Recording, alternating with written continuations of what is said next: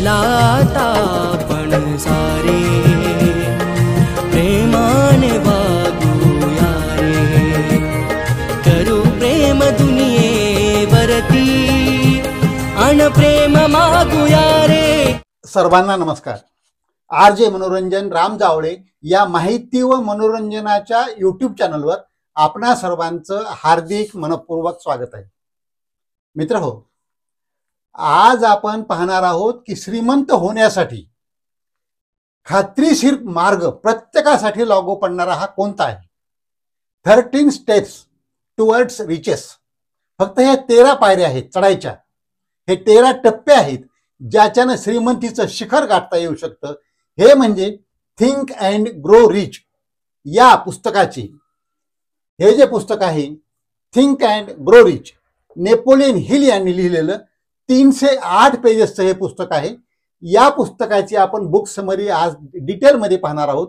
Video थोडासा मोठा होणार आहे, पण आपण त्याला कॉम्प्रोमाइज करणार नाहीत, कारण अत्यंत महत्त्वाचं जगातलं आता सध्याच्या परिस्थितीत सुद्धा नंबर 1चं बुक सेलर असलेलं हे पुस्तक आहे। जगप्रसिद्ध, सगळ्यांना आवडलेलं आणि प्रॅक्टिकल लाईफवर, खऱ्या सत्य परिस्थितीवर आधारलेलं, कितीतरी अब्जाधीश कोट्यावधी लोकांच्या 20-25 वर्षाचा कालावधी खर्च करून घेतलेल्या मुलाखती आणि ते कसे श्रीमंत झाले हे सांगणारं हे पुस्तक आहे।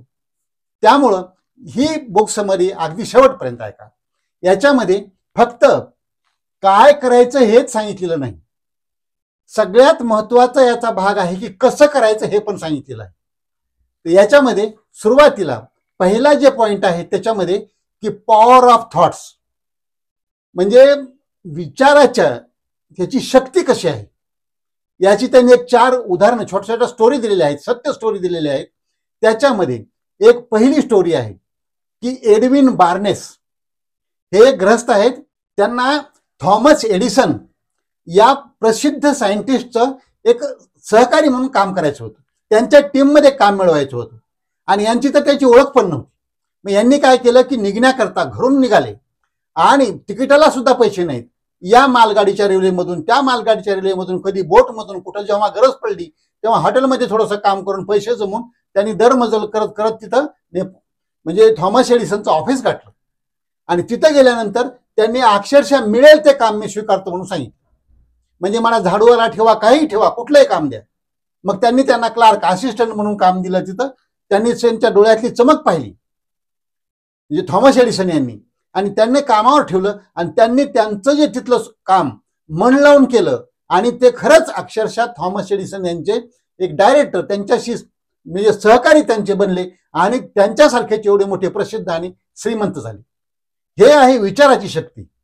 दुसरं उदाहरण त्याच्यामध्ये दिलेलं आहे की गोल्ड माइन, म्हणजे सोन्याच्या खनिजे असतात। एक कंपनी ते खनिज शोधण्याकरता प्रयत्न करत होती, खूप प्रयत्न करून करून त्यांना काही ते सापडलं नाही। मग त्यांनी ते सगळं सामान दुसऱ्या कंपनीला विकून टाकले। त्या दुसऱ्या कंपनीने काय केलं की त्याच्यामधले तज्ज्ञ जे व्यक्ती असतात त्या सल्ला घेतला। त्यांनी म्हणाले हे सगळं खनिज जे काम केलेलं आहे हे फक्त 3 फूट अंतर चुकलेलं आहे, तुम्ही या दिशेने 3 फूट खोदा, तिथं सोन्याच्या खणी आहेत। आणि खरंच त्यांना तिथं सोन्याच्या खणी सापडल्या। म्हणजे हे सुद्धा एक माहितीपूर्ण नॉलेज घेऊन केलेली हे विचारांची ताकद आहे। तिसरं आहे साधं उदाहरण, एका घरामध्ये आईने मुलीला सांगितलं की जा तुझ्या पप्पाकडून $50 घेऊन ये, मला पाहिजेत म्हणून सांग। मुलगी गेली, तिचे वडील खूप कामामध्ये मग्न होते। हिने जाऊन $50 मागितल्यावर ते म्हणाले नाही नाही, जा जातो आता, मी आता नाही देऊ शकत। ती मुलगी तिथंच थांबली। थोड्या वेळाने त्यांनी पाहिलं तर मुलगी तिथंच, ते मागं जाणं तुला सांगितलं नाही एकदा नाही देत म्हणून, तरी मुलगी तिथंच थांबली। तिसऱ्यांदा पुन्हा त्यांनी जेव्हा पाहिलं तेव्हा ते वैतागले, म्हणजे हिला $50 दिलेले बरे, काढले खिशातले तिला देऊन टाक। हे जे याच्यातले जे गुणधर्म आहेत, याच्यातली जी वैशिष्ट्ये आहेत, एक एक सांगतात की जे तुमच्याकडे पेशन्स आहे, सातत्य आहे, टिकून राहायची जी वृत्ती आहे ते तुम्हाला यशस्वीपणाकडे घेऊन जाते। आणि चौथं आहे की जे पॉवर ऑफ थॉट मध्ये, एकदा फोर्ड कंपनीचे मालक जे होते, आपण फोर्ड गाड्या पाहतो सगळ्या, तर त्यांना काय करायचं त्यांच्या मनात आलं किंवा आपलं एक इंजिन जे आहे आपलं ते 4 स्ट्रोक्सचं आहे। मग एकाच इंजिनच्या ब्लॉकमध्ये 8 स्ट्रोक्स म्हणजे 8 स्ट्रोक्स असलेलं इंजिन बनवायचं। त्यांचे सगळे सायंटिस्ट म्हणाले की हे शक्यच नाही। त्यांनी म्हणले तुम्ही कामाला लागा। मी 6 महिन्यांना आढावा घेणार तुमच्या पगारी सगळ्यांच्या चालू राहतील. सायंटिस्ट कामाला लागले 6 महिन्यानंतर त्यांनी सांगितलं की हे शक्य नाही, आम्ही सांगितलं तुम्हाला. तर फोर्ड यांनी सांगितलं की आणखी 6 महिने तुम्हाला आम्ही देतो, तुम्ही आणखी प्रयत्न करा, मला ते पाहिजे, मी ते करणारच. ते तुमच्याकडून होईल की कुणाकडून. पुन्हा 6 महिन्यांनी ते म्हणाले आणखी शक्य नाही, ते म्हणाले आणखी कालावधी देतो. आणि त्यांनी शेवटी ते शक्य करून दाखवलं. V8 म्हणून जी फोर्डची गाडी प्रसिद्ध आहे ती याच कल्पनेतून, याच विचारांच्या शक्तीवर बनलेली आहे. म्हणजे हे जे 4 उदाहरणं आहेत, हे 4 उदाहरणं सांगतात की थॉट मध्ये किती पॉवर असते. म्हणून या पुस्तकाचं नाव काय आहे, थिंक अँड ग्रो रिच. काही हार्डवर्क करा आणि ग्रो रिच असं नाही म्हणलं त्यांनी, कष्ट करा आणि श्रीमंत व्हा असं नाही. थिंक, थॉट, तुमचे चांगले विचार करा, त्या दिशेने विचार करा, योग्य विचार करा आणि श्रीमंत व्हा, हा या पुस्तकाचा मूळ हेतू आहे. तर आता पाहूया आपण या 13 स्टेप्स, म्हणजे 13 स्टेप्स टुवर्ड्स रिचेस, म्हणजे श्रीमंत होण्याकरता ह्या 13 स्टेप्स कोणत्या आहेत, हे 13 टप्पे, या 13 पायऱ्या कोणत्या आहेत श्रीमंतीचं शिखर गाठण्याकरता. त्याच्यातली पहिली आहे की डिझायर. तुमच्या मनामध्ये इच्छा कोणती आहे, कशा प्रकारची इच्छा आहे. खरंच श्रीमंत व्हायची इच्छा आहे का, खरंच कशा प्रकारे श्रीमंत व्हायची आहे, किती श्रीमंत व्हायची इच्छा आहे, तुम्हाला किती पैसा मिळवायचा आहे, हे तुमचं आधी फिक्स पाहिजे. हे तुम्ही लिहून काढलेलं पाहिजे. हे कशा प्रकारे तुम्ही करणार आहात हे तुमचं कळलेलं पाहिजे. म्हणजे तुम्ही एक 6 स्टेप्स त्यांनी सांगितलेले आहेत की जर तुम्हाला इच्छा झाली, ही इच्छा कशी पाहिजे, बर्निंग डिझायर, तुमच्या पोटात आग पडली पाहिजे नुसती ती मिळवण्याकरता, अशा प्रकारे इच्छा पाहिजे. आणि हा प्रारंभ आहे तुम्ही श्रीमंत होण्याचा. तुम्हाला खूप अशी तीव्र इच्छा झाली पाहिजे, जी गोष्ट पाहिजे ती मिळवण्याची असेल, श्रीमंत होण्याची असेल, पण ती इच्छा झाली. मग त्याच्यानंतर तुम्ही काय करायचं, आधी ही बर्निंग डिझायर झाली की किती पैसा पाहिजे आपल्याला, किती श्रीमंत व्हायचं हे ठरल्यानंतर मग काय केलं पाहिजे, मी काय करणार त्याच्यासाठी हे तुम्ही लिहून काढा. मी त्या मोबाईलात काय द्यायला तयार आहे, मी त्या मोबाईलात काय तयार आहे काय करण्यासाठी. आपोआप मिळणार नाही, इथं फुकट मिळणार काहीच नाही सांगितलेलं. तुम्ही काय करायला तयार आहेत. बरं, तुम्हाला हे कधीपर्यंत पाहिजे हे पण तुमचं निश्चित झालं पाहिजे. हे कशा प्रकारे मिळवायचा तुमचे प्लॅन आहेत. ए प्लॅन असेल, बी प्लॅन असेल, हा नाही चालला तर तो चालेल, अशा प्रकारे पाहिजे. हे सगळं लिहून काढलं पाहिजे तुम्ही. आणि हे लिहून काढलेलं एकदा कागदावर झालं, एकदा एका पेजवर तुम्ही लिहून काढलात, हे तुम्ही सकाळ संध्याकाळ मोठ्यानं वाचलं पाहिजे. आरशात पाहून ते म्हणलं पाहिजे, स्वतःकडे पाहून म्हटलं पाहिजे, पुन्हा पुन्हा याची तुम्हाला जाणीव केली पाहिजे. ह्या आहेत 6 स्टेप्स. ह्या 6 स्टेप्स तिथं गेलं पाहिजे, ते केलं पाहिजे तुम्ही. म्हणजे काय होईल, तुमचं स्वप्न जे पाहायचंय, तुम्हाला जी इच्छा आहे, त्यांनी असं सांगितलंय की तुम्ही छोटी इच्छा धरू नका, छोटं स्वप्न पाहू नका, मोठं स्वप्न पहा, मोठी इच्छा धरा आणि त्यासाठी प्रयत्न करा. त्यांनी त्यात उदाहरण असं दिलेलं आहे की एका लहान मुलाला ऐकू येत नव्हतं, त्याला कानच नव्हती. मग डॉक्टरांनी सांगितलं की ह्याला जिंदगीत कधीच ऐकायला येणार नाही. परंतु त्याच्या आई वडिलांनी तो निश्चय सोडला नाही. ते म्हणाले की आमच्या लेकराला ऐकू येणारच. त्यांनी त्याला सांगत पुन्हा पुन्हा म्हणत तुला ऐकू येणारच. आणि त्यांनी हळूहळू शोध लावला. आणि आत्ताच्या ज्या कानाच्या मशीन आहेत, म्हणजे बोन कंडक्शन ज्याला म्हणतो, म्हणजे हाडाला स्पर्श केल्यानंतर जी त्याच्यामध्ये आवाज ऐकू जातो, फक्त हवेतूनच नाही तर घन याच्यातून सुद्धा जो आवाज ऐकू जातो, त्याचा शोध लागला. आणि कानाच्या मशीनचा त्याच्यामुळे शोध लागला. म्हणजे हे थॉटची पॉवर आहे. तसंच एका मुलीला गाता येत नव्हतं, तिला रिजेक्ट केलं होतं, गाता येत नाही. आपल्याकडे पण एक असा किस्सा झालेला आहे पहा, की अमिताभ बच्चनला सुरुवातीला घेतलं नाही सिनेमामध्ये, रिजेक्ट केलं. तुझा आवाजच असा, तुझी मानच अशी, तुझा उंचीच अशी, चेहरा घोड्यासारखा दिसतो, एक जण तर डायरेक्टर म्हणाला होता त्यांना. पण आजकाल तोच आज सिनेसृष्टीचा बादशाह आहे, शहनशाह म्हणतो आपण त्यांना. म्हणजे अशा प्रकारचं हे असतं. मग त्या पण मुलीनं प्रयत्न केला.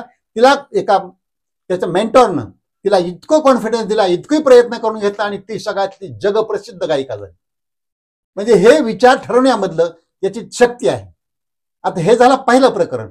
दुसरं प्रकरण आहे फेथ, व्हिज्युअलायझेशन अँड बिलीफ. आता तुमचा विश्वास पाहिजे. कसा पाहिजे, पूर्ण आत्मविश्वास ज्याला म्हणतो आपण, तुम्हाला मधून आला पाहिजे. तो तुमच्यात हिंमत पाहिजे, विश्वास पाहिजे. आणि त्या विश्वासानं तुम्हाला काय मिळवायचंय त्याचं तुम्हाला व्हिज्युअलायझेशन करता आलं पाहिजे. ते तुमच्या दृष्टीसमोर, डोळ्यासमोर तुम्हाला दिसलं पाहिजे. डोळे उघडे असताना पण दिसलं पाहिजे, डोळे बंद करूनच नाही. रात्री झोपेमध्ये स्वप्न नाही पडलं पाहिजे, तुम्हाला जागं असताना ते स्वप्न दिसलं पाहिजे. आणि तुमचं त्याच्यावर श्रद्धा पाहिजे, तेवढा विश्वास पाहिजे तुमचा. त्यामुळं काय होईल की पहिलं जे प्रकरण आहे डिझायर, तुमची जी इच्छा आहे तिला प्रत्यक्षात उतरविण्याकरता तुमचा सेल्फ कॉन्फिडन्स, आत्मविश्वास तुमचा वाढला पाहिजे, म्हणजे डिझायर पूर्ण होण्याच्या पहिल्या स्टेपकडे जाईल. तिसरा टॉपिक आहे ऑटो सजेशन्स. आता पहा, एकावर एक प्रकरण हे अवलंबून आहे. या 13 स्टेप मधली तुम्ही एक जरी स्टेप सोडली तरी बाकीच्या 12 गोष्टी तुम्हाला श्रीमंत बनवू शकत नाही. म्हणून हे प्रत्येक प्रकरण अत्यंत महत्वाचं आहे. आता हे ऑटो सजेशन्स म्हणजे काय? जसं आपण अफर्मेशन्स करत असतो, पॉझिटिव्ह वाक्य स्वतःला म्हणत असतो, मी निरोगी आहे, मी धैर्यशील आहे, मी बुद्धिवंत आहे, मी असामान्य आहे, मी युगप्रवर्तक आहे, असे जे वाक्य असतात हे तुम्हाला कॉन्फिडन्स देत असतात, हे तुमचा आत्मविश्वास वाढत असतात. आणि याच्यानं काय होत असतं की तुमचा सबकॉन्शियस माइंड जो आहे, या कॉन्शियस माइंडच्या आतमध्ये असलेला जो सबकॉन्शियस माइंड आहे, जो 80% काम करत असतो, तुम्हाला पाहिजे ते मिळवून द्यायला 80% मदत करत असतो, त्याला कामाला लावलं जातं.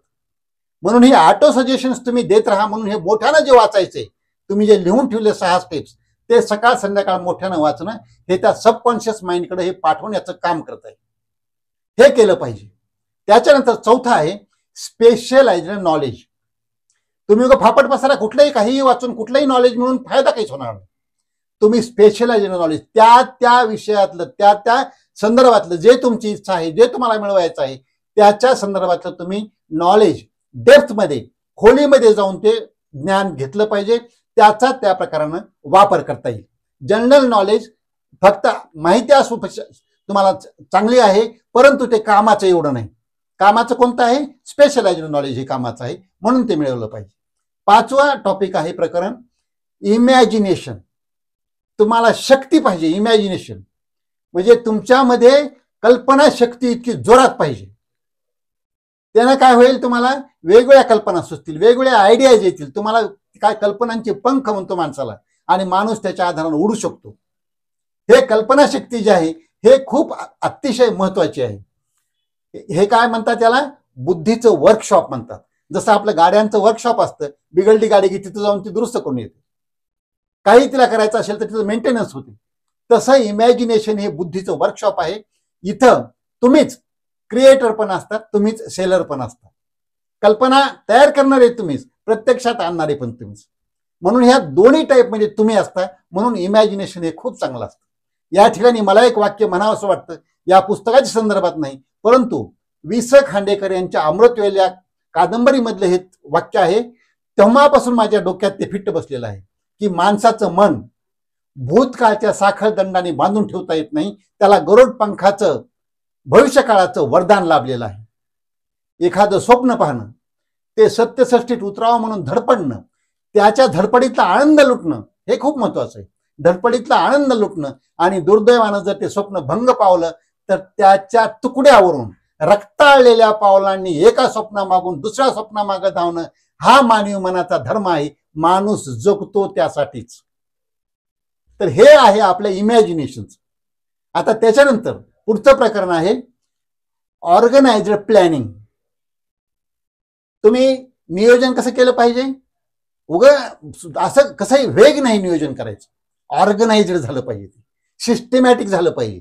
पहिला टप्पा आहे, दुसरा ते आहे, यानंतर मी हे करणार, त्याच्यानंतर ते करणार, त्यानंतर हे स्टेप आहे, त्यानंतर ती स्टेप आहे, मी एवढ्या दिवसात हे करणार, त्यानंतर पुढच्या आठवड्यात, त्याच्या पुढच्या आठवड्यामध्ये. हे ऑर्गनाइज्ड प्लॅनिंग जे आहे हे करण्याकरता ज्या सुरुवातीला आपण 6 स्टेप सांगितलेले आहेत पहिल्या प्रकरणामध्ये, तर त्या 6 स्टेप्स पुन्हा पुन्हा फॉलो करणं अत्यंत आवश्यक आहे. त्याप्रमाणे कृती करणं अत्यंत आवश्यक आहे. आता 7वं जे प्रकरण आहे ते आहे डिसिजन्स.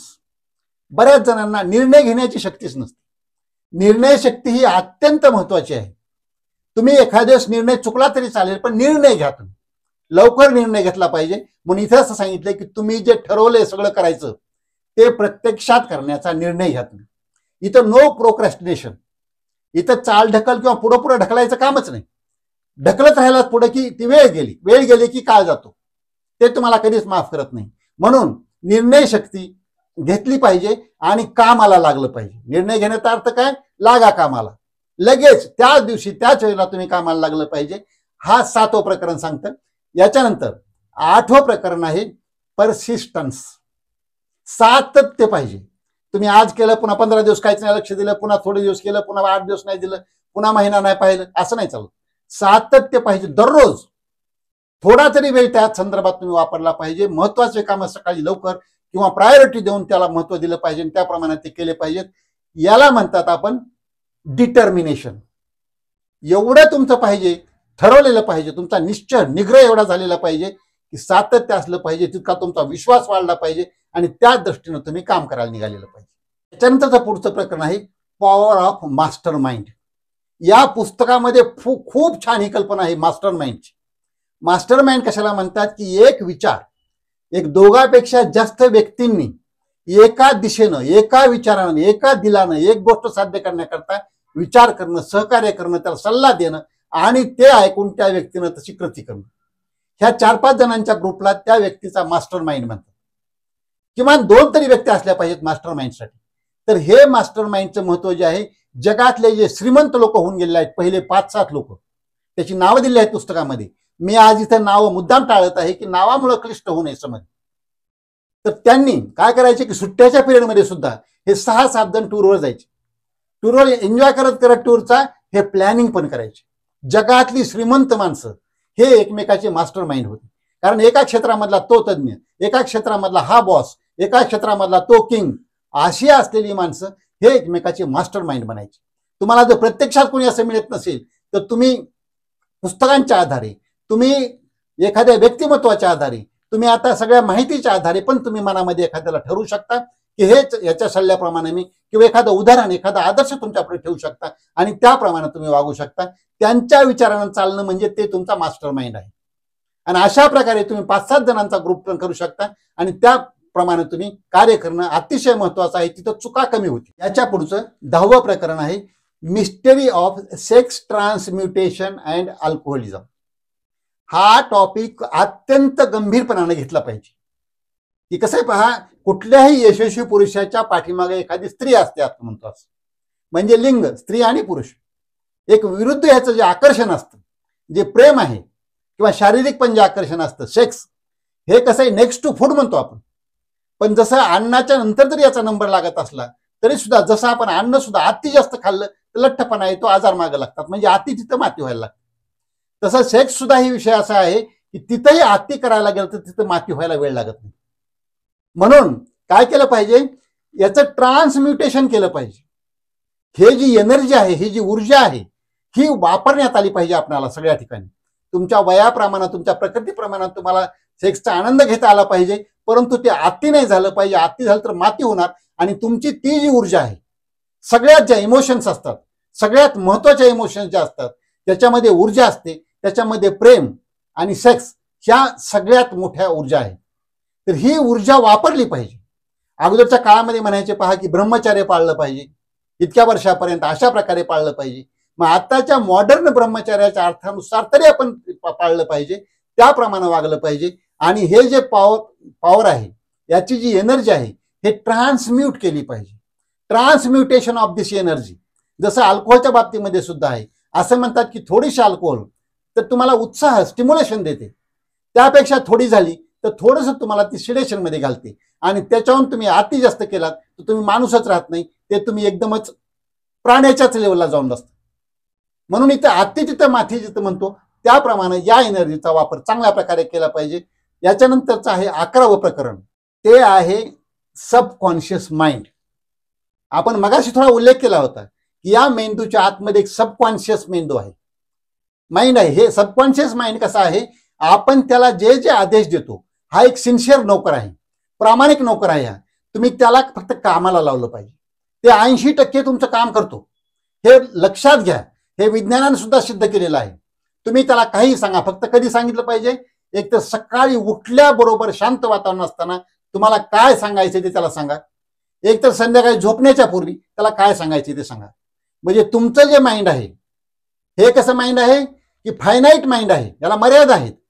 परंतु हे ब्रह्मांडाचं जे आहे, त्याच्यातले जे विचार आहेत, त्याला इन्फिनाईट जे म्हणतो आपण माइंड, इन्फिनाईट जी एनर्जी आहे, तुमची एनर्जी त्या इन्फिनाईट एनर्जीला जोडण्याची जी लिंक आहे, ते हे सबकॉन्शियस माइंड आहे. या ब्रह्मांडाशी तुम्हाला जोडण्याची लिंक सबकॉन्शियस माइंडची आहे. तसंच तुम्हाला जे काही मिळवायचं आहे ते मिळवून देण्याच्या, कामाला लागण्याची, तुमच्याकडून तशी कृत्य करून घेण्याची, आणि जसं काही ते काम मला साध्य झालेलं आहे अशा प्रकारे तुमच्याकडून कृती होण्याची, तसं तुमच्या दैनंदिन लाईफस्टाईलमध्ये वागण्याची तुम्हाला ते आयडिया देतं. त्याप्रमाणे तुमची कृती पण व्हायला लागते. एवढी पॉवर आहे सबकॉन्शियस माइंडमध्ये. त्याचा वापर चांगल्या प्रकारे केला पाहिजे.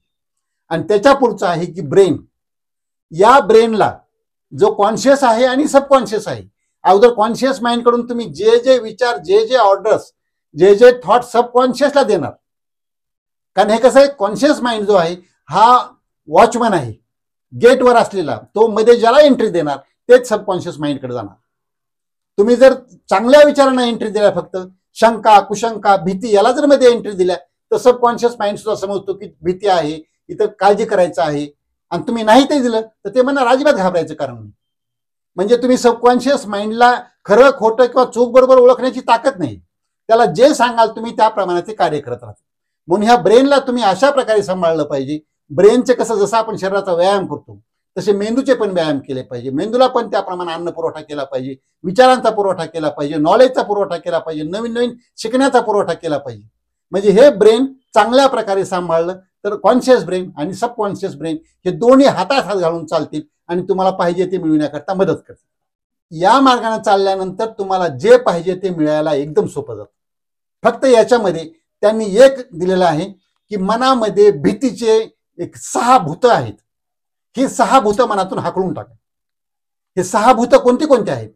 तर कुणाला असते म्हातारा होण्याची भीती असते, कुणाला मृत्यूची भीती असते, कुणाला आपल्या जवळच्या नात्यातलं कोणी मरेल याची भीती असते, कुणाला आपल्या एखाद्या प्रेमाचा माणूस दुरावेल याची भीती असते, कुणाला आजारपणाची भीती असते, कुणाला गरीब होईल, मी पैसा कमी पडेल, मला पैसा नाही पुरणार मला याची भीती असते. ह्या सगळ्या भीती तुम्ही फेकून द्या, ह्या बाजूला टाकून द्या. त्याप्रमाणे काम करा. फक्त नुसतं टाकून नका, त्याप्रमाणे काम करा. तुमचा आत्मविश्वास वाढवा.